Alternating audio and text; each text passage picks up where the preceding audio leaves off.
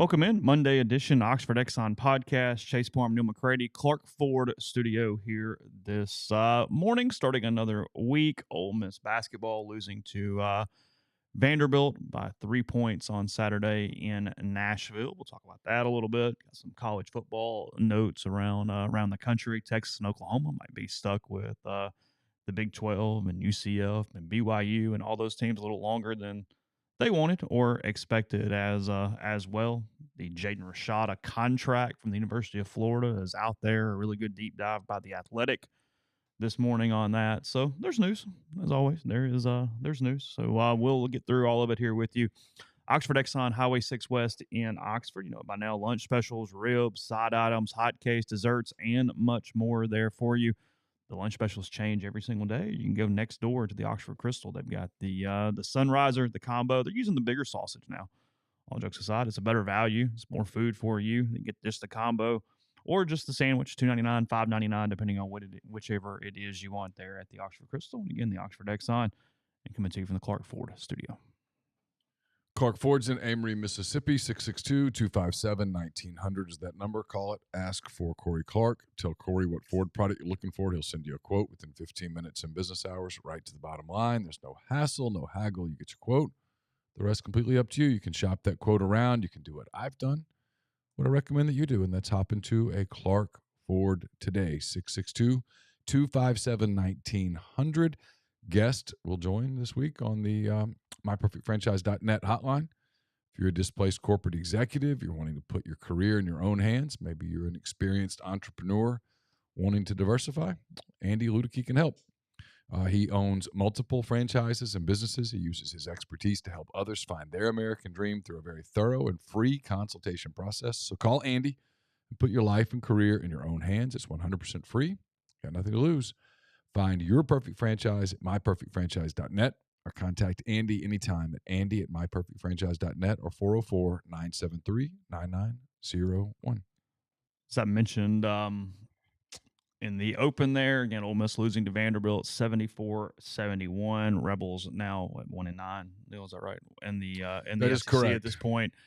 Next game is when and whom? Tomorrow at 6 at Georgia. At Georgia tomorrow. So Mike White, Ole Miss tomorrow there in Athens. The most compelling part of the game Saturday was frankly in Las Vegas, as Ole Miss was down like 10 with maybe 3 minutes to go, something like that.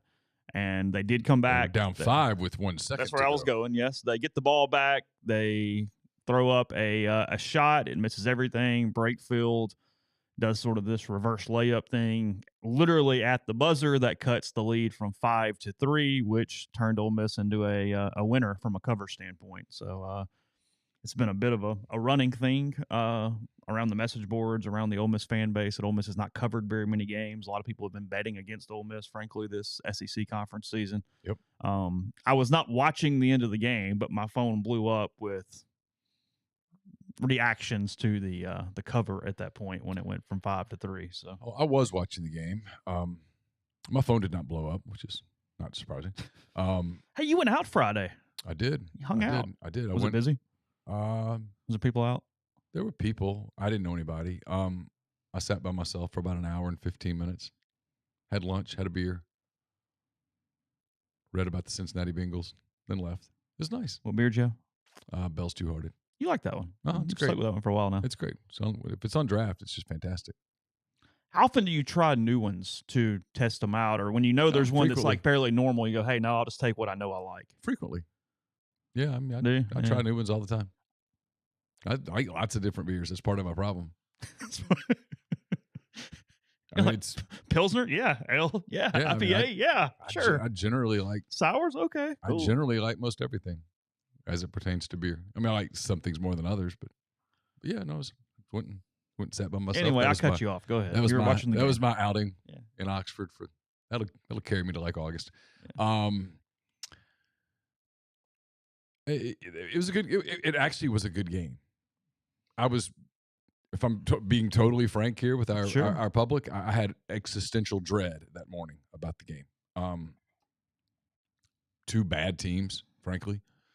I've watched Vanderbilt enough to know that sometimes they're a little entertaining. They've got the big, I can't think of his name right now, who's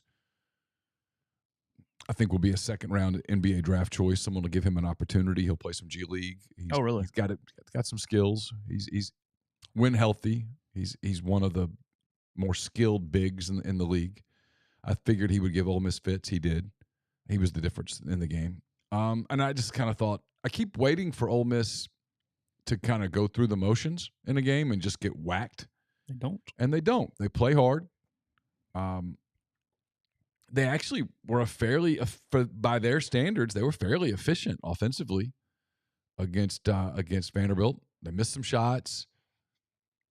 Vanderbilt went on a run, and I thought, well, that's it. They're down 10. They're going to lose by 14. And they came back, and they made it interesting, sort of, in the final minute. But when a team goes on a run, they have a hard time keeping up with that run. And so it's the story of their season, period.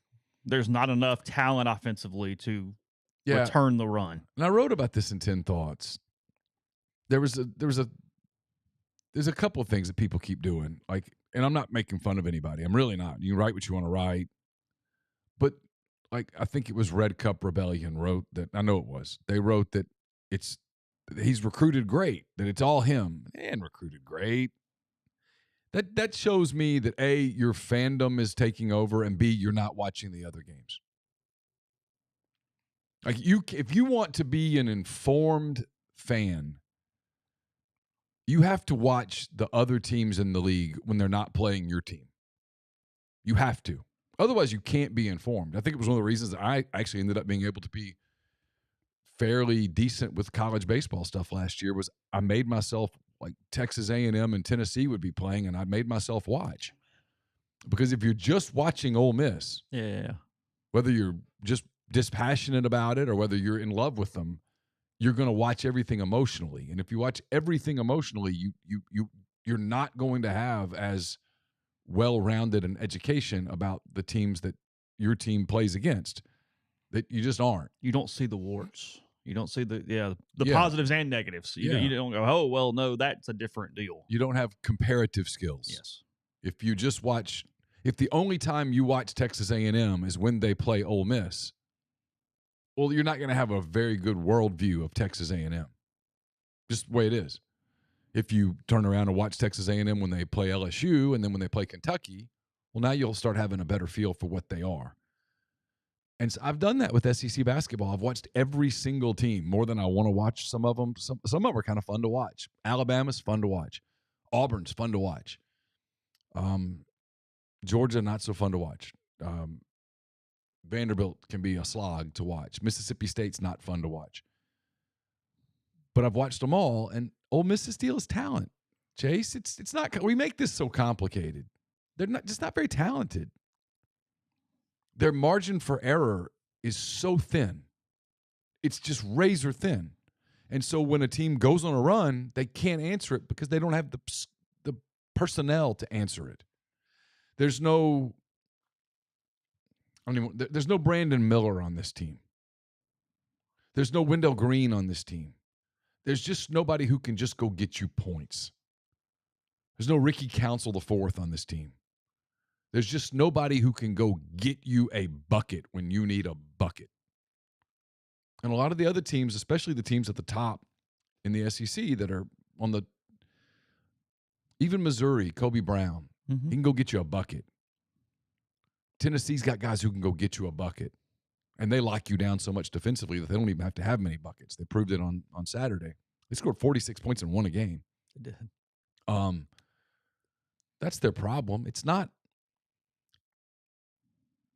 It's not coaching style. It's some of that. They're obviously Ole Miss is not a fun team to watch. They don't get up and down. They're not. But I didn't think offensively they played a bad game Saturday. They just have dudes who don't get buckets. They run plays that when they're executing their offense and they're getting open looks, they're just missing the shots. That's who they are. Whoever comes in has to recruit better. Period.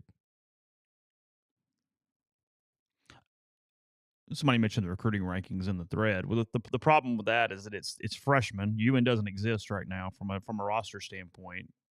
Abram looks like a freshman, and this next class doesn't.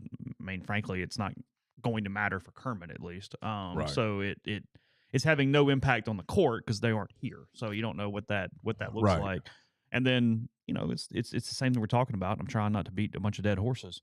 Is the portal, the in versus out, has just been a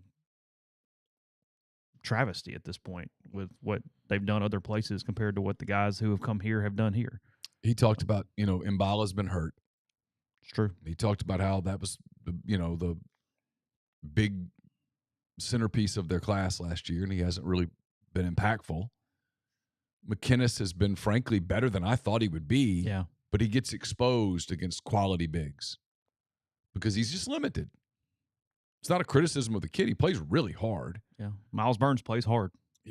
Burns is a good defender. Yeah.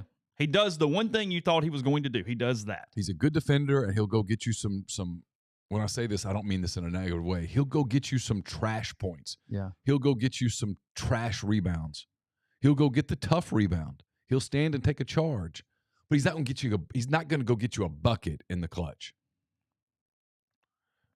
Fagan's been non-existent this year. They just don't have anything. And look, and there's no Deshaun Ruffin. Morel's, I thought Matt played okay. It was his first game back. But he hasn't taken that step, which is where the development part does come in, because Matthew Morel's a talented player. Yeah, and Kermit, and he hasn't taken that step. He said it after the game. If they're going to do anything, and they're not, it's over. If they're going to do anything, Matt's got to be a double-double guy. He's got to get in the 20s, got to get 20. I think Kermit's number was 22, 23 a night. And Matt just hasn't done that consistently. That's a lot to ask of a player. He just hadn't made that step. His game hasn't taken that jump. And at this point, they're 1-9. So, look, press conferences and what you got to say, Kermit's just trying to get through them. There's nothing you can say. It is what it is, and everybody knows it, and I'm not holding that against him. The problem he has, though, from any type of benefit of the doubt on any level is when you do the Mbala thing, same exact things he was saying about Robert Allen last year. Right. And Robert Allen isn't even playing this year. So it's just the low-hanging fruit that you can grab to make I hate using the word excuse, but it's kind of where it fits right now. And it's what it feels like. Yeah. And again, I'm not holding a press conference against him. That's irrelevant to the thing. He's getting through press conferences. I mean, if you're really hung up on what Kermit says in a press conference, you're looking the wrong direction. Well, God bless you at that point. Yeah, that's not where the issues lie or don't lie. You have less of a social life at that point than I do. So go help yourself. And they have no depth. Which is where the recruiting. So it's players. Yes, it's all players. It's players. Yeah. And so when someone goes, they're recruited great. No, they haven't. Here's what's interesting, though. I mean, it's an idiotic thing to say. No offense. It's just dumb. No offense, but you're. Well, I mean, you show me when you write that, you show me I'm emotional. So here's what's fascinating, though, is one of the valid things from people who really know basketball to the person who just goes to the games and enjoys the popcorn is that the team looks like they have a lack of confidence. He pulls a lot of guys when they make mistakes or take bad shots. That's been a hallmark of his tenure, frankly. Early on when they were winning, there was a certain, some of the fans really thought that was, hey, you're coaching harder than AK did because Andy was so much more lax and whatever. And it's, hey, get them out of there. They made a mistake. But what happens over time is they start looking over their shoulder every time you make a mistake, and there's no positive reinforcement and all this kind of stuff with it.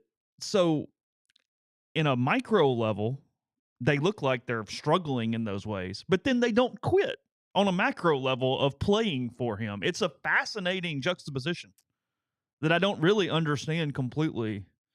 He gets a credit on the macro level for them not giving up. Sure. But that they seem to play very skittish during the course of the game because of his coaching. And it was weird Saturday. Maybe it was because the sidelines at Vanderbilt are on the baselines. Yeah. You didn't see as much of that. Mm-hmm. They played with a little more flow. There were some substitutions that you're like, what are you doing? Why? Like, it took Akuba out at one point where I thought he was playing really well. Maybe he asked out. I don't know. Sure. Who knows? I wasn't there, so it's hard to judge stuff like that. Yeah. But look, man, I mean, you're counting on two freshman guards who actually played okay. I mean, whoever the next guy is, he's got to decide quickly. He's got to go scout his new roster, decide what he wants on it. I assume he's got to go recruit those guys that have committed or signed or whatever. I'm guessing some of those guys will ask out of their NILs, no NLIs. NLI. NLI. We should get back to just calling it LOI, letter of intent, to avoid the NIL, NLI issue. And if they ask out, Ole Miss will let them out because that's what you do with coaching exchanges. But then he's just got to figure it out. Whoever comes in, got to figure out a way to get better players. That was my point in 10 Thoughts when everybody wants to just blame Kermit. That's fine. But the moment that it's over, whether it's March the 8th, the 9th, or if they somehow get to the 10th, 11th. Yeah, I mean, if they get to the 11th, I mean, I'm going to tell you what, we're going to do an emergency podcast where I'm like, this is a miracle. I mean, get your affairs in order. I mean, there's sometimes you just see something like, oh, this is a sign.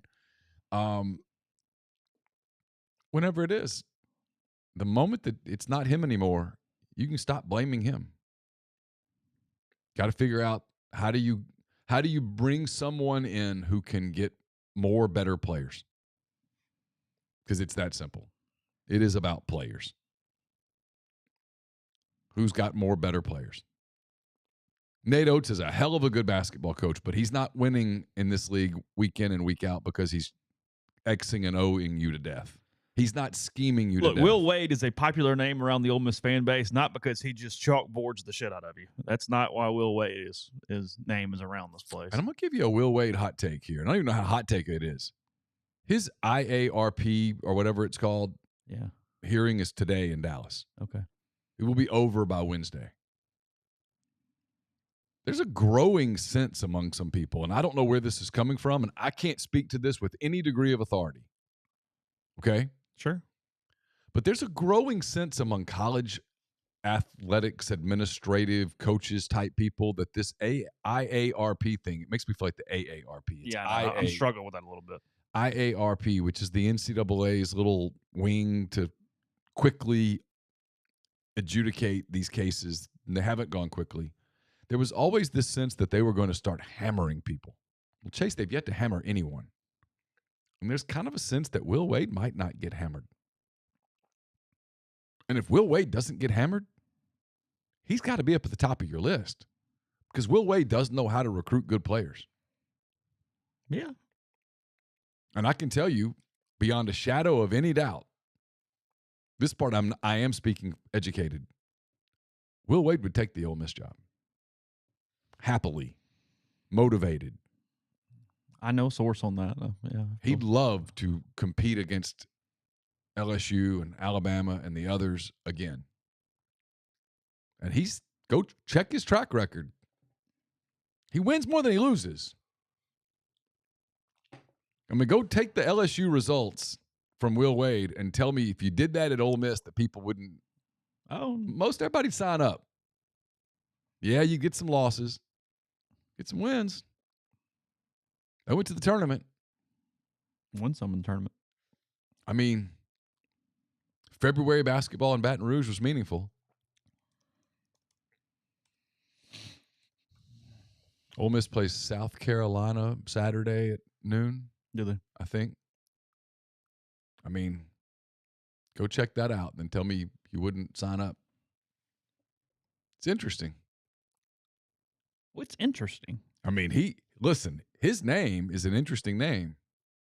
I was told yesterday there's a sense that it might get done one way or the other, whether he gets a show cause or not. Again, I don't know. I can't speak to that with any degree of authority, but that the decision might get done by the Final Four, which is that first weekend of April. And if you're Keith Carter, God almighty, you might have to think about waiting for that. While we're discussing coaches with baggage, one thing from Hand Raised Guys on Thursday, if you guys didn't listen, was Kellenberger was talking about how Beard's next court date is March 1st. And then it could even be a little longer after that to know exactly what's going to happen from a charges standpoint, and you cannot move forward on him without knowing exactly what's going on in the federal in the system. Yeah, so unless he's walking into that courtroom on March 1st and the judge is dismissing the case, that starts to go out the window. Yeah. And I don't know that you can do it anyway. I mean, again, go listen if you'd like. He talks a lot about Beard, a lot about some other guys that I had never heard their names before, frankly, because I'm not a college basketball guy. But he believes Beard reemerges in 24 at a smaller school and does a Hugh Freeze thing before he gets back. Makes sense. Does a couple years at a Southland or somewhere, and then comes back up for another job. Sure, I get it. He thought there were a lot of parallels between Hugh and Beard. In path, guys. In path, guys.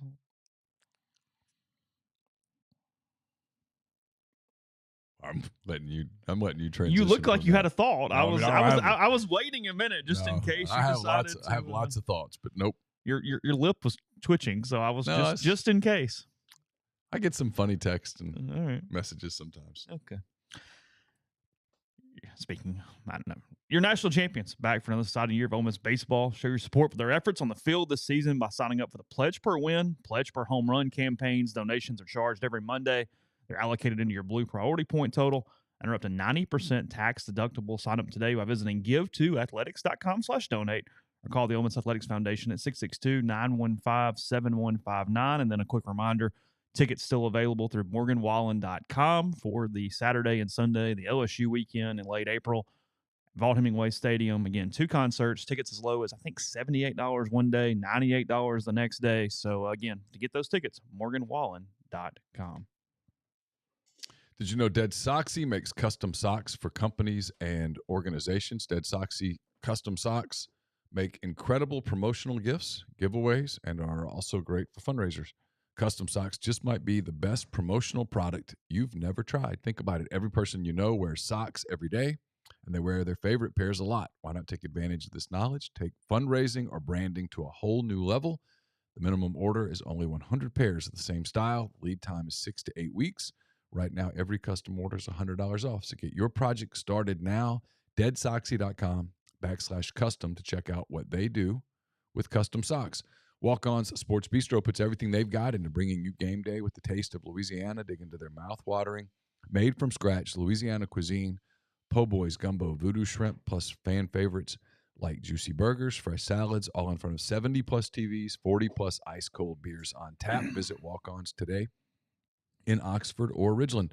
The College Corner is your one-stop Rebel Shop. 2 locations in the Jackson area.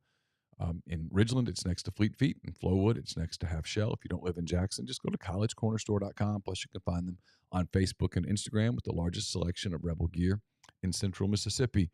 Chase mentioned Hand Raise, guys. It's brought to you each and every Thursday night by Comer Heating and Air, Southern Air Conditioning and Heating, different names, same great products and services. If you live in Oxford, Batesville, Tupelo, or the surrounding area, call Comer 662-801-1777. If you live in Hernando, Memphis, or the surrounding areas, call Southern 662-429-4429. And we're brought to you by A-Stock Auctions. It's a Nashville-based online auction company with the mission to provide customers the power to name their price. All items at A-Stock Auctions start at just $1. That's right. Every item starts at just $1. So shop now at astock.bid or download their app. Name your price on thousands of items from big-name retailers. A-Stock Auctions has multiple locations around Nashville that offer local pickups, so don't miss out. If you want it, bid it, win it. Guys, remember Valentine's Day is just around the corner. Get that special lady something she'll love at Style Assembly, women's boutique on the square, offering clothes, shoes, purses, jewelry, sunglasses, and more. Now, all women aren't built the same, so they carry sizes ranging from extra small to 2XL. Also know that all budgets aren't the same either. They offer a variety of price points, and ladies can create a wish list in the store or over the phone that's left on file. Then guys can call or stop by to pick something off the list that she's guaranteed to love. It's a win-win. She'll even wrap it up, have it ready and waiting on you. They sell gift cards to take the guesswork out of buying. If you're not in Oxford, it's no problem. They ship. Simply call or DM to place an order. 203 North Lamar next to Blind Pig, or call the store 662-638-3163. Ask for Kate, the owner, and she'll personally help you out there at Style Assembly. Did you read through this Rashada thing a little bit? I did. I knew. Obviously knew most of it. I knew most of it. It made you sympathetic to the kid a little bit. Did me. In a couple ways. One, Ole Miss only mentioned a couple times in it just from a visit standpoint, talking about that he announced those visits on Twitter and all that kind of stuff. Mentioned a couple of coaches who pulled their offer after his weekend. Mm-hmm. I know one of those. Yeah. So, again, it's a deep dive. Go read it. I think it's behind a paywall, but at this point, you would get enough over the course of a year from them, especially if you like pro sports. again, not a lot of stuff we didn't know. He'd become the most notable name in the class because of NIL conversations from pretty much the very beginning. A lot of Miami, then Ole Miss, all that stuff. So Florida signs him to a deal, and remember, as always, it's what's I mentioned this on I did a show with Brian for his podcast today, so we'll get that on the network later. But it's what's one of the fascinating things that you and I didn't necessarily point out when we were talking about Lane's press conference on Wednesday, that in addition to nothing being binding, you have the oddity of these collectives announcing contracts that are not binding. When Quinshon Judkins re-signed with the Grove Collective, it still did not prohibit him from doing whatever he wanted at that point. It was simply the number that he would make should he remain at Ole Miss. Sure. Tysheem Johnson announced his contract extension and then left like 4 days later. I mean, it just is the way this thing works. Yep. So point being, these contracts have all sorts of out clauses in them from every direction imaginable. Including you can just cancel it because you feel like it. Exactly, yes. It's a lot like basically banning somebody on the message board, because I'll get these emails when we ban people and they're like, hey, whatever. It's like, no, there's this clause that basically says if I get up on the wrong side of the bed, I can just decide you don't belong anymore. And sure. That's the end of it. Chance out there, wherever you are. He was paying for like 9 subscriptions there at one point, because we had to start blocking like IP addresses, remember? Oh, yeah. Yeah. I remember. Yeah. He wanted to sue. That would have been superfluous and a waste. Would have really hated the Yahoo lawyer that had to come deal with that for like a week, wouldn't you? Anyway, so Rashada signed the NFL contract the day that like Florida was going a buzz and they were going to get him and all that stuff. And here's the details. Called for a $500,000 upfront payment. After that, his payments would increase from $250,000 a month as a freshman to $291,666.66 as a sophomore, $375,000 a month as a junior, rounded out with $195,833 monthly payments as a senior, so long as he fulfilled the following obligations. And again, I mean, what's funny about these is they put these 4-year deals in to make the number feel bigger, but none of these players are trying to stay anywhere 4 years. You know what I mean? There's almost like this expectation that doesn't even exist. But the obligations: residence in Gainesville, Florida, at least one branded Twitter post and one branded Instagram post per month. It's a pretty heavy social media package there he's got going. Up to 8 fan engagement events per year. They can include in-person appearances, social media engagements, video conferences, or interviews. None would last longer than 2 hours. And autograph up to only 15 pieces of merchandise per year. It's not a bad gig. It's a really good gig. I'd sign up for that gig. It's a hell of a gig. But here's the thing. Even the public part, I'd sign up for that gig. He signed this the day that he committed or whatever he did. Yeah. And to me, this is evidence that we already knew, but it's just another brick on the foundation of the NCAA not pursuing this in any way, because by rule, this cannot be used as pay for play. It has to happen for current student athletes when they whatever. Mm-hmm. Isn't this the complete smoking gun if you wanted to just go get the school for using it as pay for play from that standpoint? Of course. I mean, it's literally sitting there in front of you. Of course, it's right there. It puts them in a weird spot where it's so public. Mm-hmm. Frankly, it causes this dereliction of duty by not doing it. Mm-hmm. But yet, I mean, I have no anticipation that it's going to happen. I don't see anything. Eyes closed. No, it's right there. It's a contract, literally a contract that is dated before he was a student athlete. Yes. Before he'd signed at Tennessee, Nico, whatever his name was, he was doing appearances prior to. Mm-hmm. It's why I told Tyler the other day when he went on his tirade, where I think, and frankly, Tyler's right. Everything Tyler said, I completely agree with. No one's going to do it. Except for the part that I don't think the NCAA is going to do it. People say, why not? Yeah, hell no. And I'm like, well, the proverbial genie is completely out of the bottle. And to put the genie back in the bottle, to go grab her at the bar where she's hanging out with Prince Charming drinking a Cosmo and stick her back in the bottle, you've got to be the mean guy.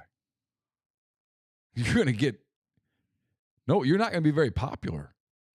And you're going to come across – they're going to call you – what do we do? Every time they're going to call – the NCAA will be called racist.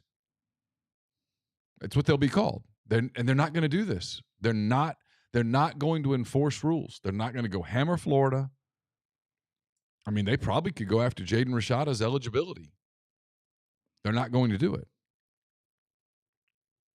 And so it's just, these are the new rules now. But the cautionary tale to a kid is if the deal sounds too good to be true, it probably is. And they literally waited till 2 days before he was supposed to sign, and they yanked it. Do you believe this will impact Florida's recruiting because it's so public of a abandonment of what they were contractually going to do? Sure, to a degree. Every kid thinks they're the exception, and they're going to get their money, though. I mean, here's the thing. It was just never meant to be like this. Although... But it was always going to be like this. I mean, like Lane said the other day, he's right. Anybody, if they would have just done a little homework, would have known it was going to get to this place. This was not what NIL was supposed to be. And what you just described is not NIL. That's pay for play. Yes. I mean, just enough appearances and stuff to go, hey, well, you know, I mean, he did sign 15 footballs and he did a couple of Zooms. He did. But, I mean... Yeah, but come on. That's a salary. Literally a salary. A monthly salary. Mm-hmm. It's a couple Instagram things thrown into basically what SMU was doing with their payroll back in the 80s. It's the exact same thing. Where their boosters kept the logs and paid it out every month and the whole deal. Yeah. Except the numbers were never that big back then. No. But that, you know, when they... You know, cars and whatnot. They were starting with all that. Oh, yeah. I mean, Payroll to Meet's the book if you ever feel like going back and finding out what's going to happen 40 years later. It's really well done. You feel sorry for him because of the people around him? Yeah, I feel sorry for him because, like, this part about him when he goes to the Elite 11 thing and he's so stressed out and the ball's in the dirt and he just can't even function. I don't know. I mean, I live with a 16-year-old boy. There's a certain degree of pressure that is too much for teenage boys. And that's too much. How's a 17, 18-year-old boy supposed to understand that kind of money? We can't. And he's being counted on to supply it for all these other people and all this other stuff. Yeah, I mean, shame on all those people. I said that the other day. These handlers and stuff that handle these kids, they're the worst people on earth. And that's saying something because there's a lot of really shitty people on earth. They're the worst. They're awful. You just got your hooks in some kid because he can throw a ball. Kid from California, and you're taking him all across the country because you want to see who the highest bidder will be. Yeah. I mean, I wrote about it the week before he came to Ole Miss because I thought it was just so compelling, and it got lost in the whole Arkansas thing. His visit to Arkansas was fascinating from a recruiting standpoint.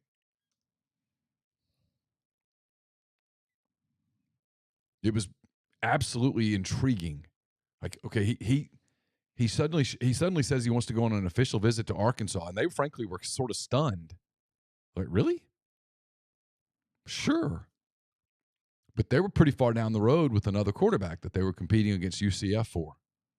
Yeah. And they bring him in for their spring game, and he hangs out with a bunch of guys that were committed to Arkansas or were about to commit to Arkansas, and seemingly has a great time and starts telling people that he's really serious about it. And so by Saturday of his official visit weekend, they're kind of starting to reconvene and go, now, what is the deal with this guy? And then he puts out that tweet that goes, let's talk business. And so very carefully, I'm told, they sort of talked some business. And when they heard the numbers, they're like, we're out. Yeah, No, we're good. Because they were kind of interested to see what's going to – because they knew he was going to Ole Miss the next weekend for the Grove Bowl. They were kind of interested to see what's going to happen there. Like, can Ole Miss pay those prices? Because if Ole Miss can pay those prices, we're way behind. Yeah, we got a problem suddenly. Yeah. You know, like they're looking at it going, we know we're behind Tennessee and Alabama and Georgia, and we're behind Ole Miss, but are we that far behind Ole Miss? Because if we are, we got to reevaluate the whole way we do this thing. Yeah. That was where they were interested. And I was interested because he's coming to town, And to me, I'm like, okay, this is this real moment here. Like, is Ole Miss going to go $6 million for a quarterback? Because Ole Miss was freshly burned on the Arch thing. They knew they weren't getting Arch. This was a way to make that go away. Rashada's doing cars and dog photos and the whole weekend. I thought it was absolutely fascinating. And at some point, Ole Miss taught business with him. Yeah, sure. Now, some Ole Miss people were like, no, we really didn't talk numbers. And I'll take their word for it. But you get a feel for something, right? I mean, you get a feel on the first date whether there's a real chance for a second date or not. Yeah, sure. So it just kind of felt, that was fascinating to me. And now you find out that this kid's just kind of getting shopped. He didn't want to go to Miami. He didn't like Miami. And yet he agrees to a $9.5 million deal that Miami said didn't exist. But I have to believe Rashada here that it probably did exist because he agreed to go there, even though it really wasn't a place that he wanted to go. Be like, most people don't send their kids clear across the country to college. Like Carson gets these letters sometimes. I'm not talking about my family before anybody loses their mind. I promise I'm not. He gets these letters sometime from like soccer programs in Oregon or something. And we just kind of laugh about it. Like, he don't want to go to Oregon. He don't want to go that far away from home. He's seen his sisters go 5.5, 6 hours from home, and he's like, I can see that. That's where most kids are that way. You can get back. It's all right. Yeah. You can see how that would work. But Jaden Rashada was from California, the Bay Area. Mm-hmm. Used to go to the Berkeley all the time to go visit the coaches there. That's where he was kind of comfortable. All of a sudden, he's going to go to Coral Gables? Of course it was for money. And the people that were shopping him, they weren't thinking about the kid. They were just thinking about the payday. Their cut. That's what they were thinking about. The bigger the dollar, the higher their cut, the higher their commission. Screw the kid. And he is a kid. High school juniors are kids. If you don't believe me, go hang out with some high school juniors.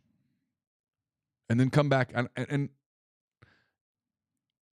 hang around some mature ones. And they're still kids. They're just kids. And if you drop millions of dollars in their laps and move them all the way across the country, it's probably not going to go super great. And there's just no damn common sense. With anything to do with college athletics in general. It's just stupid right now. It's all stupid. And so I know I'm old man yelling at the clouds, except I'm not. I'm not old man yelling at the clouds. I'm a realist. It's a recipe for stupidity right now, what we're doing with kids. This is dumb.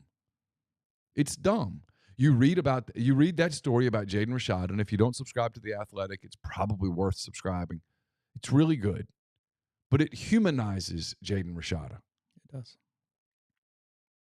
I can tell you on his visit to Fayetteville, from talking to people who are familiar with it, they liked him. They did not like some of the people around him. Right.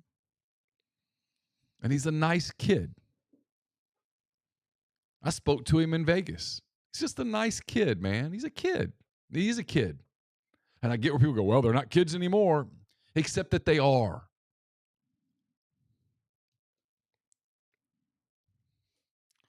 It's an interesting thought. Come back to that. Podcast brought to you in part by Prime Shrimp, primeshrimp.com. 7 different flavors available for you and you offer for you last week or so. Continue to tell you about it. They're going to do 25% off orders of 5 pouches or more with code RG. That's RG code for 25% off orders of 5 pouches or more. Everything. You can mix them up. You can split them up. Everything from the signature to the New Orleans style barbecue, new favorite, to the meals in a bag and much more. They also have their 2-pound bags of individually frozen shrimp, like what's at the grocery store, except a higher quality shrimp from the New Orleans-based company. So code RG with primeshrimp.com. Solutions RX is a probiotic multivitamin supplement company created by Ole Miss Pharmacy alum Chris Cornelison. It's pharmaceutical grade, manufactured right here inside the U.S. Under the highest standards. They're based out of Iuka, Mississippi.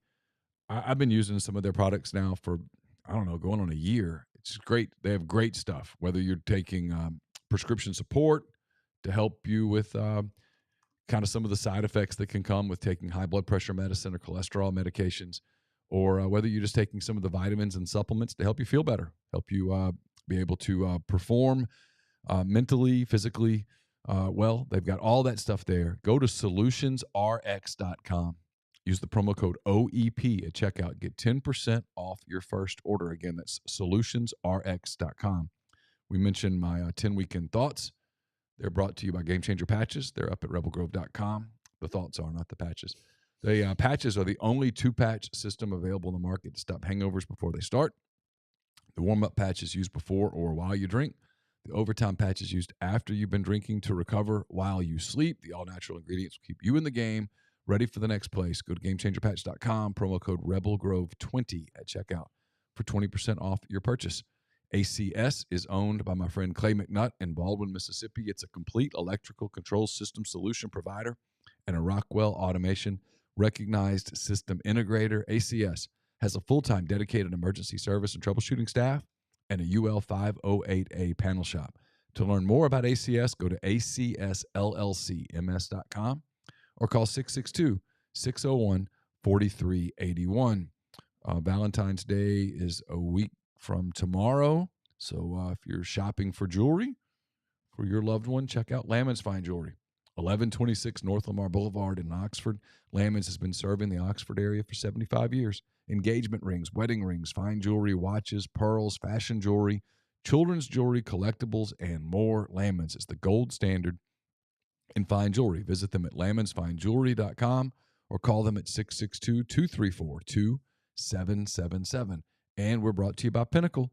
Pinnacle, based in Jackson, Mississippi. They've got clients in more than 20 states, advisors in multiple states. Founded in 1997, Pinnacle provides detailed, specialized investment management, financial planning, retirement planning for individuals and businesses, and much, much more. At Pinnacle, investing is treated like a commodity. Decisions are made using objective information and research, not emotions. So regardless of your level of wealth, Pinnacle will sit down with you, listen to your goals, study your expenses, and put forth a comprehensive, detailed financial and retirement plan built just for you. It's mypinwealth.com, MYPINN wealth.com. Podcast is brought to you by Johnson Hill Creamery, johnsonhillcreamery.com. Go to their website and shop right there online for most of their items. Also, their Instagram page has tons of photos and videos of their different offerings and classes and events coming up. And with Valentine's Day right around the corner, a week from tomorrow, you can do the Valentine's Day pre-order, cannolis, macaroons, chocolate-covered strawberries, brown butter chocolate chip cookies, gift boxes, dessert boxes, and much more. You can pick those up between 10 and 5 on Valentine's Day. Again, johnsonhillcreamery.com/shop. And for a couple more weeks until Fat Tuesday, King Cake's still available. They need 24 hours notice for those. Tons of flavors, including their most recent, the blueberry cheesecake that's been added to the menu. So johnsonhillcreamery.com. That is just off Molly Bar in Oxford. You know, it's funny you said that. I mean, because, yes, he's certainly a kid. He's getting manipulated by a lot of people around him. But it's a very, to me at least, it's a very clear line of demarcation of once they get in college and start manipulating NIL in ways and fighting for the revenue sharing, at that point, I lose all sympathy. I go, nope, adult now. Like, whatever you owe, and I have no patience for you at this point. And it's difficult for kids just from mental standpoints because they've been given so much or manipulated and used in so much that, again, not doing the football's dead thing today because I know I keep saying it every freaking show. But at any point to regulate or do anything to pull it back, they're going to go into like culture shock because they're so used now to getting whatever they basically asked for that it's going to feel like this huge pull against them to even sort of put anything back in the tube. I dare say a slippery slope. Oh, well, amen. I mean, like ice-covered mountain going down with tennis shoes with no tread. Good luck.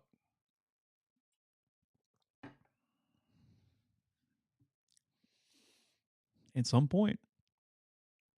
No question about it. You either pull back, you save the sport, or you don't. One way or the other. Again, not today, not tomorrow. It's out there somewhere. It's right there. The people that fight you on that will go, look at the ratings. Okay. That's all I can say to it now is... Yeah, they're great today. No doubt. My deal is I hope you're right. Because I hope they're right. Yeah. I hope it's healthy as a horse. I did find a message board thread fascinating the other day that the casual fan probably doesn't realize as much of a difference. It's the hardcore fan most affected because they're the ones locked in every day, and they're the ones who really wants to know everything, and there's nothing to know anymore. It's Right. changed so much from that way. That turning hardcore fans into casual fans is a problem. Sure. Not the same money flowing into it the same way down the road, Mm-hmm. all that kind of thing. So. But speaking of on the field, Texas and Oklahoma, looks like they've hit even more snags, probably going to be 2025 prior to joining the conference. So if nothing else, that 2024 schedule we talked about, that's probably going to be right for Ole Miss in a season or so. So or in a season. I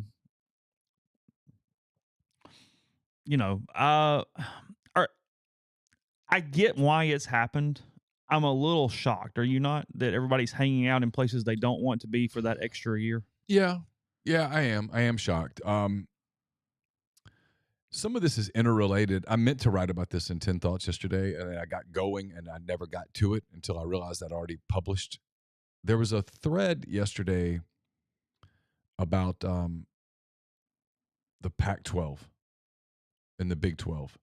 I think the Big 12 is still the reason they don't want to just wash their hands of Texas and Oklahoma and let them go is because they're working on some other things that they're hoping to have done in time for when they leave. Like they can't get it done by 24, but they can get it done by 25. I think the Pac-12 is in peril, or the Pac-10 at this point is in peril. Some of those schools in the Pac-10 are getting ready to bolt for the Big 12. Colorado, Arizona State, Utah. I think they're going to. How many? At least 4 and up to 6. What is their number right now? They're back to 12 after Oklahoma and Texas leave. I think so. And then they're going to add. If they added 4, that puts them at 16, which is sort of the magic number. And that would solidify them as another. And some of these capable. Well, like Stanford refuses to even listen to the Big 12 because of political stuff, which is being, play dumb games, win dumb prizes. But now there's a sense that the Big Ten's not going to go Oregon, Washington, that suddenly their value's in peril. Because look, if you pull 4 or 5 teams out of what's left of the Pac-10, there's nothing left. Suddenly you're adding San Diego State and Gonzaga and stuff just to try to flesh out your league. There's no money in it.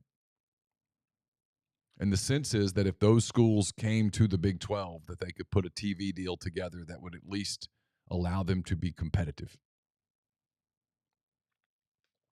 In other words, Chase, we're nowhere close to done with all the realignment stuff. Yeah. I mean, 14 teams as of the next couple years prior to the movement. I was just making sure that number they'll was drop right. to 12 and go and to then 16. They'll add 4 at minimum. The Big 12 without Texas and Oklahoma before they add Baylor, BYU, Cincinnati, Houston, Iowa State, Kansas State, Oklahoma State, TCU, Texas Tech, UCF, West Virginia. Yeah, so if you add Colorado, Utah, Arizona, and Arizona State to that league, it's not so bad. It's okay. Yeah. Not so bad. You could sell that. Texas makes their return trip to Tuscaloosa this fall, and then they picked up BYU. Is that just BYU? The only other in Houston. BYU and Houston will be conference games for Texas this Sure, year. They're thrilled. If you talk to anybody at Oklahoma, they'll tell you that they're kind of glad. Yeah, they wanted the time. They needed time. They have BYU, UCF. I guess just BYU and UCF added to theirs. Yeah, Oklahoma. So BYU, the only school playing both Oklahoma and Texas. Oklahoma and UCF is a conference game. Yeah, cracks me up. So Oklahoma was something about night games or something. They were frustrated by the timing of what that game was going to be. They had some. They had some frustration with when BYU was going to play the game or something. Austin says, thanks for the super chat. He says, what does UT and OU staying till 2025 mean for other potential expansion for the SEC? Really nothing. I think the SEC will add them in 2025 and then see how that shoe fits, kind of get a feel for it before they decide what they want to do next. Watch the landscape. I think they're perfectly comfortable at 16 for a little bit. Look, the ACC's got decisions to make over the course of the next they sure as hell of a few years. I don't see the SEC at this point going, hey, let's add Washington and Oregon. I don't really think that makes a lot of sense. So they'll probably sit and hold tight. Everybody's got their eyes on the same schools. Everybody's waiting to see what Notre Dame does. The SEC would like for Notre Dame just to stick right where they it is. They want them to be independent. Stay where they are. That's sort of... Yeah, Sankey will be very nice to Swarbrick as far as an independent standpoint. As long as Notre Dame's where they are, everything's kind of stable. If Notre Dame gets a wild hair and decides to join the Big Ten, you've got to get serious because suddenly their TV deal is really attractive. Ooh. I mean, Notre Dame's... We can all kid ourselves. Notre Dame is a very attractive thing of inventory. National fan base, the whole deal. Everything. If I told you Notre Dame's coming to town this year, people are jacked up about it. Let's get real. Same as Texas. Hey, Texas is coming. Everybody's jacked. Yeah. Is what it is. Hate on them all you want to. There are certain brands that are more exciting than others. If I tell people here, Tennessee's coming to town, you're more excited than you are if I tell you South Carolina's coming to town. Missouri's coming to town. Some brands are just bigger than others, is what it is. And Notre Dame's a hell of it. If the Big Ten can add Notre Dame along with USC and UCLA, suddenly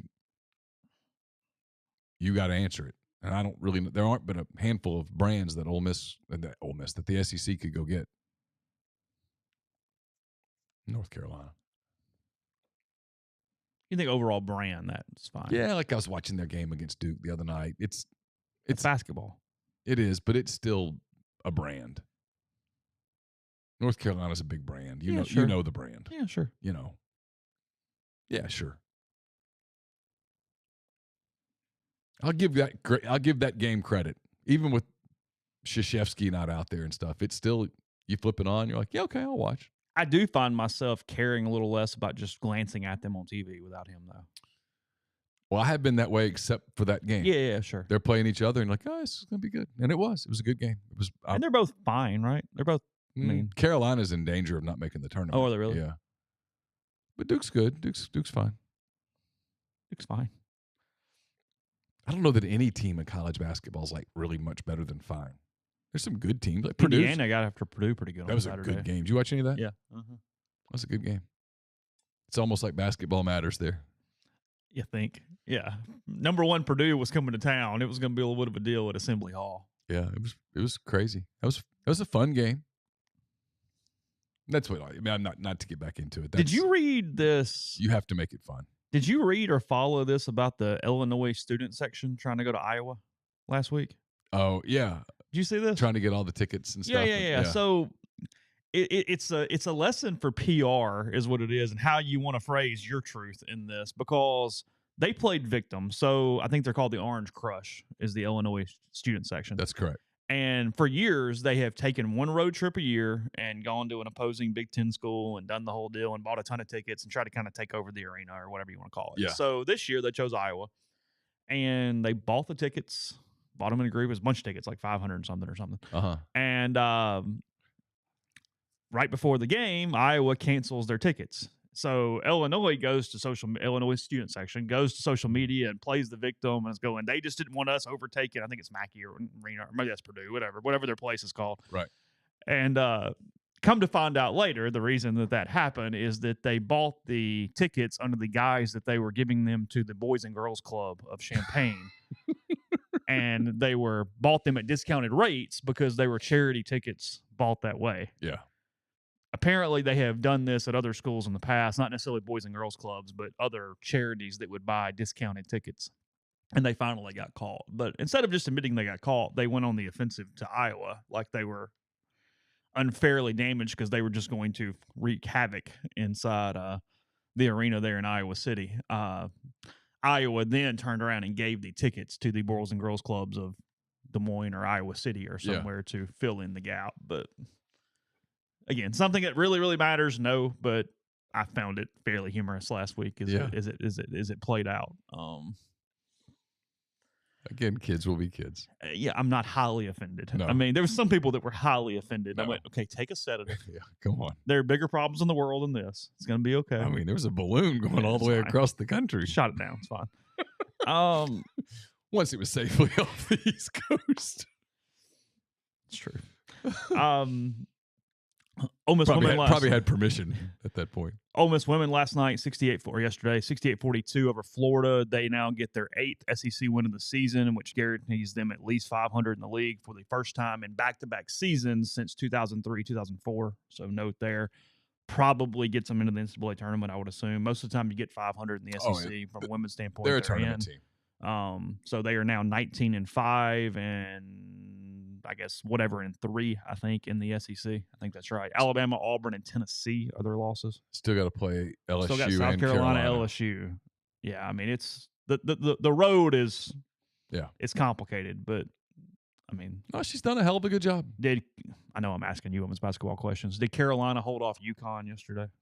Believe it or not, I know this. Carolina did beat UConn. They did? Mm-hmm. Okay. UConn was up for a while when I glanced, so I was not sure where that stood. Apparently, UConn's like without some of the best players and stuff. This I don't know. You can't break down the roster for me. I cannot. No. Did you see where you got like the new super teams in the WNBA? Did you catch that last week? Made some trades. The Liberty. Brianna Stewart went somewhere. Yeah, the Liberty and the Aces now have like two super teams. That'd be fun. Yeah. I asked a friend of mine, was like, hey, can you explain this to me like I have any idea what's going on? And then it was explained. And I went, oh, okay. Yeah, I can. Now I understand how significant that is for that sport. Basically 5 all-stars on both teams, and it's just going to be like whatever it's going to be. Yeah, Ole Miss women, Kentucky at LSU, South Carolina, Missouri at Alabama is the close. Okay. The rest of the way. Is the tournament still in North Little Rock? It had been for a long time. Yeah, I didn't know if they're keeping it there. I've covered it there. Have you? You ever covered the women's tournament? I never have. Yeah. I've never been to that arena. I've passed by it. Arena is what it used to be. I don't know what it's called now. I've driven by the arena. That's the extent of my. Yeah, I have covered women's basketball SEC tournament in North Little Rock over the years. Like twice, maybe 2-3 times. I have not. Yeah. Okay. Podcast brought to you in part by G&M Pharmacy, 662-236-2222. They deliver locally in the Oxford area, and they offer MedSync for your prescriptions the same day each month and take care of you. They also will transfer your medications easily. You make one phone call. They take care of the rest. It's really easy with G&M or Tyson Drugs there in Holly Springs. Again, to let them handle it, 662-236-2222. Brought to you by John Edwards, Regency Travel Incorporated in Memphis. John's part of Virtuoso. It's a worldwide network of travel partners that allows John to supply his clients with added values, unique benefits simply not available to other travelers. Get in touch with John. Give him some parameters and a budget. He'll give you options. He will help you create a special trip that makes a lifetime of unique memories. You don't need to live in or near Memphis to take advantage of his services either. 901-494-3387 or send him an email, jedwards@regencytravel.net. If you're coming to town, basketball this weekend and baseball in a couple of weeks, you're starting to head to town as the spring rolls around, stop by Opa. It's Oxford's newest Greek restaurant on the square. It's the perfect place to go enjoy an afternoon, an evening, great food, great craft libations as well at Opa on the square in Oxford. I'll have a mailbag up on Wednesday. It's brought to you by Whitney McNutt of Tommy Morgan Incorporated Realtors, serving you for all of your real estate needs in Oxford and Tupelo. She sells condos, land, commercial, and residential family homes. 662-567-2573 or 662-842-3844. We'll have one final edition of Neal's Picks this weekend. There's a game that's getting played, I'm told. It's brought to you by Service Specialist Staffing and Recruiting Agency. They've been connecting great job opportunities to candidates since 1967. If you're on the job hunt, if you're seeking an entry-level position, or you're a seasoned professional, they've got opportunities across the board: IT, engineering, dentistry, accounting, law, manufacturing, human resources, or more. It's always free for the candidates, so get in touch with Will, Sydney, or Kelsey at 662-832-5138 or check out their new and improved website, Service Specialist Ltd.com. Don't just accept what you see, but imagine something new. Step forward, chase after a better version of yourself. Every day, Corinth Dental is helping people reinvent themselves one smile at a time. Dr. Bubba McQueen, Dr. Jenny Beth Hendrick are devoted to restoring and enhancing the natural beauty of your smile using conservative, state-of-the-art procedures, including Invisalign. These clear aligners are the virtually invisible way to improve your smile, so call Corinth Dental today for a no-cost digital scan of your teeth. Let them show you the way to a straighter, healthier smile. 12 months, no interest, no down payment financing available at corinthdental.com. And we're brought to you by Southern Traditions Farm. It's a 68-acre, 32-stall, upscale equestrian training and boarding facility in Canton, Mississippi. 2 sand rings, a grass ring, miles of wooded trails. There's a lot offered at Southern Traditions Farm. Also a great place for meetings, get-togethers, parties. So check them out on Facebook or Instagram at Southern Traditions Farm. Podcast also brought to you by NE Spark, SPARC, service people across rural communities. 2 packages, the Ignite, the 100 Mbps, or the Blaze, the 1 gig that powers the Clark Ford studio. Your hometown team bringing you world-class broadband. That's nespark.com, 662-238-3159. Phone service, parental controls, network security, wireless mesh extender if you need that extra help, and much more. So again, 662-238-3159. Yes, you mentioned the Super Bowl, Chiefs Eagles Sunday 5:30-ish for that one. Yep. I'm not to your level for different reasons, but I don't have some great anticipation either at all. No. I mean, it's like pulling for the Eagles, but sure. Yeah, whatever. Like I said, Sirianni's kind of a jackass. I like A.J. Brown, obviously. I mean, it might be one of those deals where at 8 o'clock. You're going to watch. I don't know. Someone's going to have to tell me, hey, it's competitive. You want to see this. Or, hey, the Chiefs are about to lose.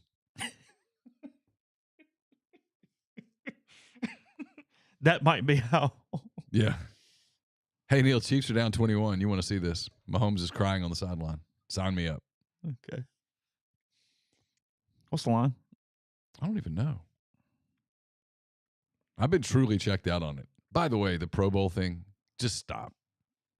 Stop. There's no reason to be even doing this. You're kind of admitting the quiet part out loud when you do it the way they did it. You're kind of saying our game's too dangerous to play. Stop. Just don't play it. They thought more people would at least be involved in the game, right? I guess so. That was the goal, was people show up more if we're not doing that. Maybe so. But it's not a good look. Philadelphia minus 1.5. Okay. Over under 49.5. Kind of like the under. How big of a deal was this? I mean, we can talk about it tomorrow because I'm not educated enough to actually have a conversation on it. But how big of a deal was this Man City charges finance thing? I haven't seen that. Have you not seen this? No. Man City charged by Premier League for multiple financial fair play breaches, over 100 breaches over a 9-year period. Oh. That they did not disclose the correct financial items. Feels significant. The commission will be held in private and can impose open-ended sanctions, which could include fines, point deductions, or relegation. Oh. Now, that would be a extreme. They could limit what they can do in transfer windows. Oh. Which is free agency. Yeah. So. They lost yesterday. Saw that. Did they? I watched the whole game. Oh, okay. Did they lose to? Tottenham. Oh, okay. Yeah. It's a good game. Like I'm 5 years old. Is this Kyrie to the Mavericks thing good for the Mavs? Well, it's exciting as hell. It's interesting. I mean, they gave a ton up. A ton. He's a free agent after the season. He could walk. They moved Spencer Dinwiddie, Dorian Finney-Smith, a future one, and some twos. The twos aren't a big deal. The one is unprotected, so it could end up being worth a ton or worth nothing. Mm-hmm. Nobody knows, because there's a big difference in the NBA draft and the 22nd pick and the 3rd pick, right? I mean, huge. Now, Kyrie's a hell of a good basketball player. And he takes some pressure off Luka in a playoff setting. When Luka comes off the floor, Kyrie can carry an offense, which has been Dallas's problem. Yeah. It's been like, hey, Luka, go win the series. And by the end of the series, Luka's like, I'm tired. They're 2.5 back of the 3, but they're 1.5 ahead of missing the whole damn thing. Yeah, I mean, the West is just junk. Like, I wrote this in 10 Thoughts because it was kind of interesting. I find it interesting because I follow one of the teams along with my son that is in this. Well, and they're fun right now because losses don't matter. Because if they lose, you're like, hey, that helps the lottery pick. And when they win, you're like, well, they're kind of in this. But they're only a game out of the play-in. And only 2 games out of like 9th. So in the West, Denver's the 1, and they're comfortably the 1. Memphis is the 2, and they're comfortably the 2. After that, the Kings, Clippers, Suns, Mavericks, Timberwolves, Warriors, Pelicans, Jazz, Trailblazers, Thunder, and Lakers are all separated by a total of 5 games. And all but the Lakers by 4. Yeah. The Thunder are 25 and 27. They are right now the 12. They're a game ahead of the Lakers. The Thunder are 2 games back of the 6, which is Dallas, and 3 games back of the 4, which is the Clippers, and just 4 games back of the 3, which is the Kings. And then on the bottom, the Spurs and the Rockets are doing plenty of tanking. They're trying to get Victor Wembanyama. Yeah. Which you can't really fault them for. No, I don't fault them at all. I mean, I had sort of hoped that the Thunder would do that, but the Thunder, as I saw early in the season, are too good. They're too good to tank at that level. And then it's essentially a 3-team race for the 1 in the East. The Celtics have a 1-game lead on the Bucks, who are then 1.5 ahead of the 76ers. And they're the 3 teams in the East that look like title contenders. What's funny about this Brooklyn thing is they're 32 and 20. Well, some will argue that by adding Dinwiddie, who's a point guard, and by adding Finney-Smith, who's a very good defender who can shoot the ball, that it might make Brooklyn an overall better team. And they certainly, and I don't know where all the distractions come from. I don't know whether it's because the following is not political. Kyrie's stance on the vaccine is going to be a lot more popular in Texas than it is in Brooklyn. And he always brings something with him. There's always something. There's always something around Kyrie. He's also one hell of a basketball player. He requested a trade 3 days ago, and then he's in Dallas 2 days after that. Everybody thought he would end up with the Lakers, but the Lakers just couldn't make that work. The only way the Lakers could do it was including Russell Westbrook's contract, and Brooklyn was not going to do that because that was going to bring the circus to Brooklyn. Crazy stat here. Durant and Irving played just 74 games together over 3+ seasons in Brooklyn. Durant, Irving, and Harden, which is what this thing was supposed to be at the very beginning, played 16 games together only. Now, they went 13-3 in those 16. As the Athletic pointed out, there is an alternate universe there where you go, Oh, sure. But alas. Well, then the vaccine thing happened. Yeah, and it all just went. I mean, it's crazy. The vaccine thing is what prevented that deal from happening. Yeah, most trade analysts, NBA analysts are giving the Nets a higher grade than the Mavs in the trade. Okay, I'm just going to say this. Yeah, sure. Most NBA writers really despise Kyrie because of the vaccine stance. You just have to throw a lot of it out. Kyrie Irving is by far the best player in that trade. The odds of that pick being a player who's better than Kyrie Irving are infinitesimal. Yeah, sure. Kyrie Irving is a championship-level player. Might be a bad person. I don't know. At some point, and I keep waiting for this to happen, and it's never going to happen, apparently.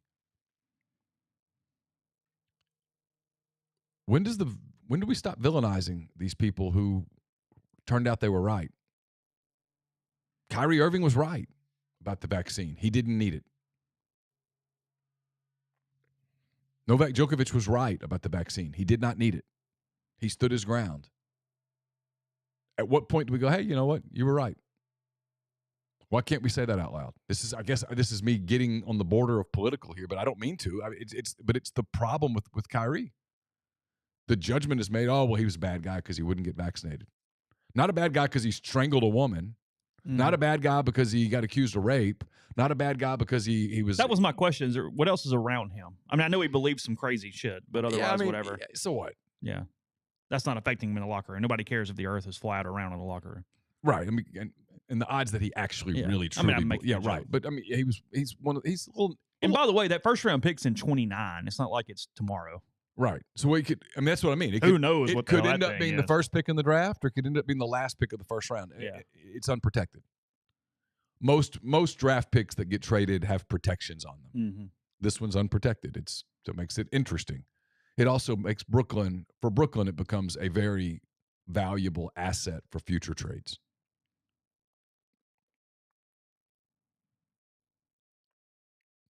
But who knows?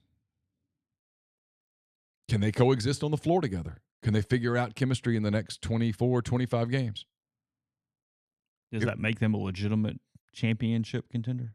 If they have Dallas, if they're symbiotic on the floor, yeah, sure. 2 superstars.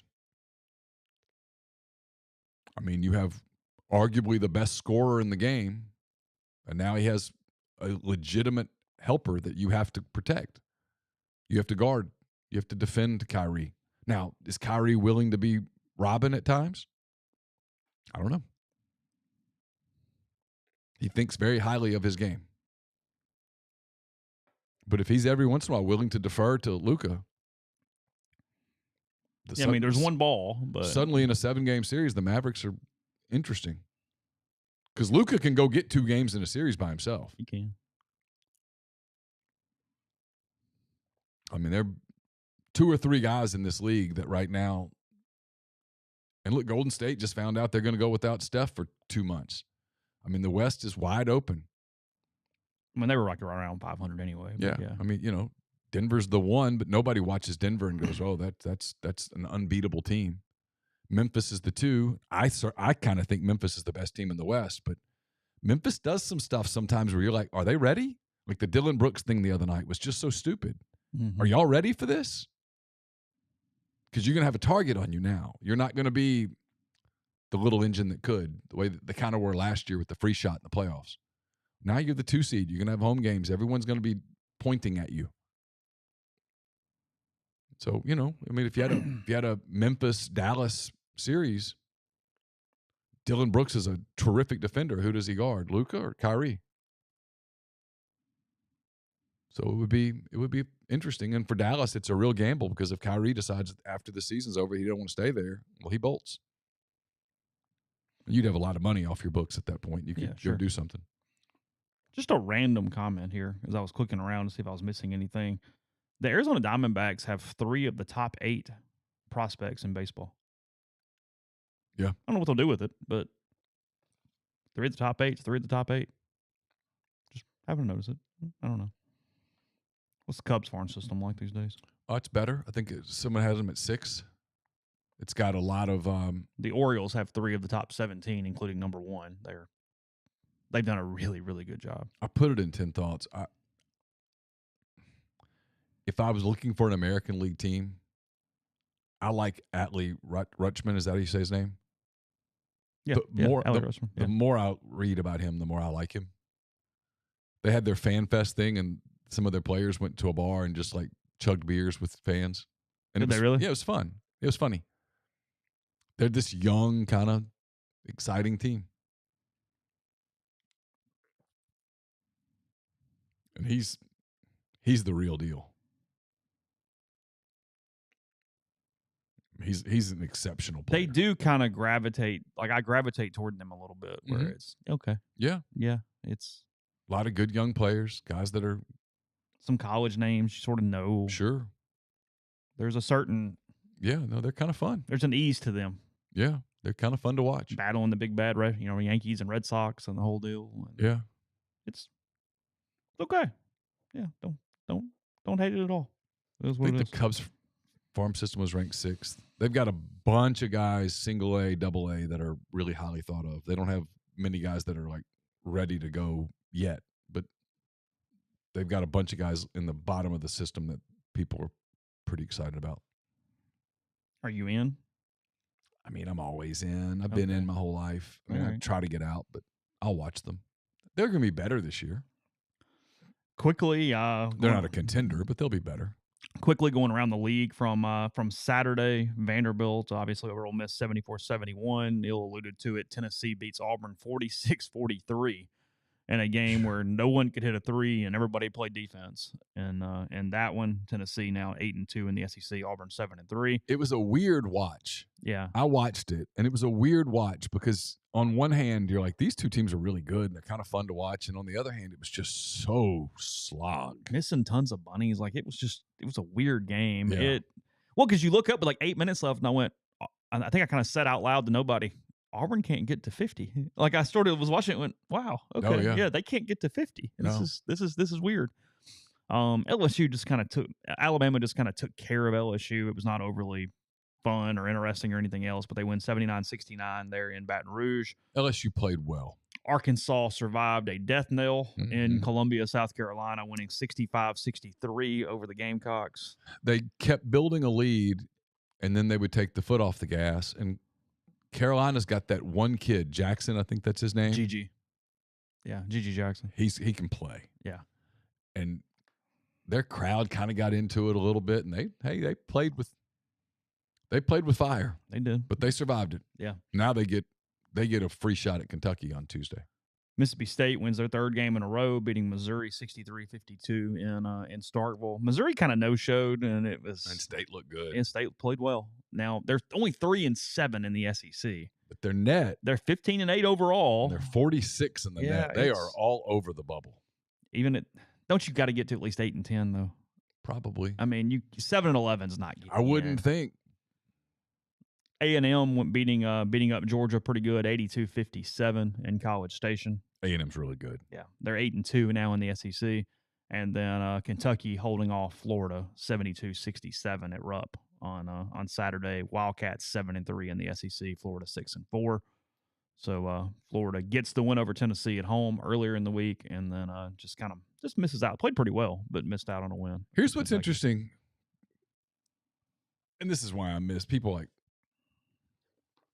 I wish Ole Miss were far more competitive because this would be fun if you were one of these teams and you're covering them.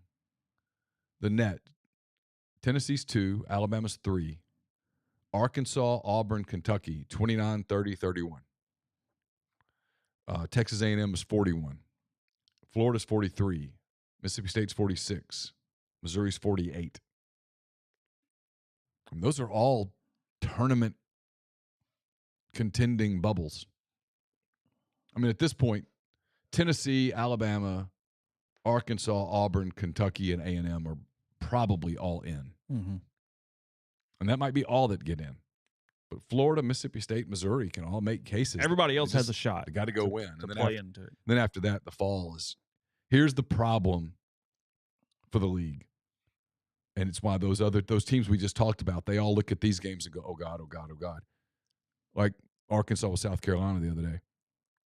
Vandy is 108, Ole Miss is 125, Georgia's 127, LSU's 137, and South Carolina with an NBA player is 276. 276. So you lose to one of those teams as a bubble team, and you're done. And you look up, and I mean, like, LSU's playing hard still. Team's playing hard. South Carolina played hard. Yeah, like Florida cannot lose to Ole Miss in Gainesville on February the 15th. No. Got to win the basketball game. So you play tight. State can't lose to Ole Miss in Oxford. No. Must come to Oxford and win. And Ole Miss typically wins that game at home. Yeah. And then on Senior Day, a game that Missouri, if they're still in this at all, Ole Miss heads to Columbia on the final day of the regular season. You got to win. SEC Network, by the way, the network for all of Ole Miss's remaining games except for A&M. Kind of an odd thing there as I'm staring at it. Who is it this weekend? Is it Carolina? It's Carolina. February the 11th, noon. I am thrilled about the noon part. Wednesday, February 15th, Florida, 5:30 on a Central on a Wednesday night. And then Mississippi State, Saturday, February the 18th, 2:30 Central in Oxford. So basketball God's starting to like me a little bit. They feel like they've punished me enough. And that's that game. But like I said, I'm not picking on basketball, but I've just always pointed to because baseball plays at 1:30 that afternoon on that Saturday. There won't be 1,500 people there. Ole Miss probably will do some national championship stuff that day because it's the first Saturday of the season. Sure. As is their right. I mean, sure. Yeah. Don't. That's when I would do it. Yeah. It is what it is. So. I mean,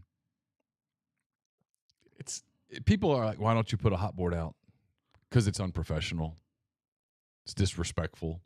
Oh, yeah. But I wrote about names. Yeah, there's plenty. I wrote about names on Sunday. Everybody's aware. If I were Ole Miss at this point, I would be searching for a soft landing. Yeah. I would be trying to figure out a way to take, although the Red Cup Rebellion thing I wrote about, it was and talked about. It was, why is he still coaching? What do you gain from firing him in February? Mm-hmm. What's the benefit there? Right. And what does that prove? Nothing, because you still can do some back channels and stuff you need to do. They're doing back channels now. I mean, come on, everyone knows the score. But he's Kermit's not an idiot. He gets it. No, he gets it, but he's not done anything to deserve being humiliated. No. All right, more football tomorrow and some other things as well. Back up with you on Tuesday morning. So appreciate by the stream, listening wherever you are. Again, Brian will have a podcast out later today. Got more stuff coming out on the network as well. So hope you have a wonderful day. We'll talk to you again in the morning.